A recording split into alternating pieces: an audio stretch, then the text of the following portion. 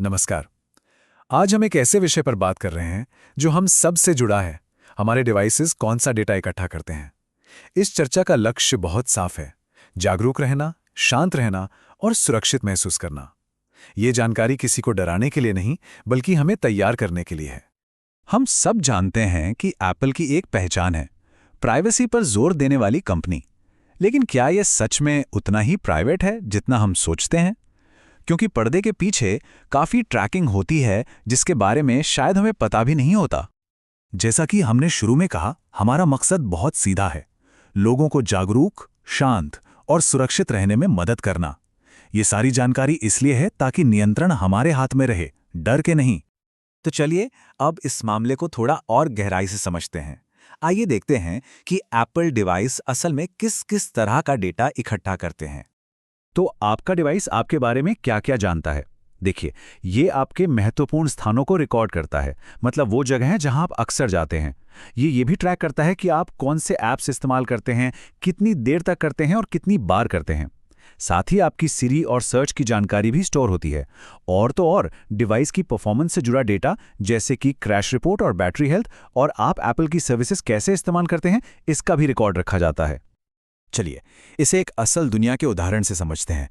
2022 में एक research report आई थी जिसमें यह पाया गया कि ट्रैकिंग सेटिंग्स बंद होने के बाद भी ऐप स्टोर जैसी ऐप्स एप्पल को आपके इस्तेमाल का पूरा डिटेल्ड डेटा भेज रही थीं।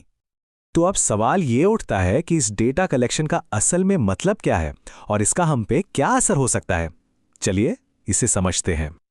अक्सर ये कहा जाता है कि इकट्ठा किया गया डेटा गुमनाम या अनोनिमाइज्ड होता है।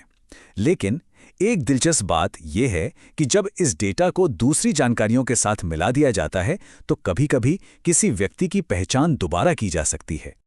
जरा सोचिए, समय के साथ आपके लोकेशन का डेटा मिलकर एक पैटर्न बनाता है, और ये पैटर्न किसी के घर, काम करने की जगह और यहाँ तक कि रोज की आदतों जैसी बहुत ही निजी जानकारी को सामने ला सकता है। इसी तरह हम कौन से ऐप्स और सर्विसेज इस्तेमाल करते हैं, इसका डेटा हमारे डिजिटल अनुभव को बनाने में मदद करता है। इसी के आधार पर हमें सुझाव मिलते हैं कि हमें क्या देखना चाहिए या क्या खरीदना चाहिए, जो धीरे धीरे हमारी पसंद को प्रभावित करने लगता है।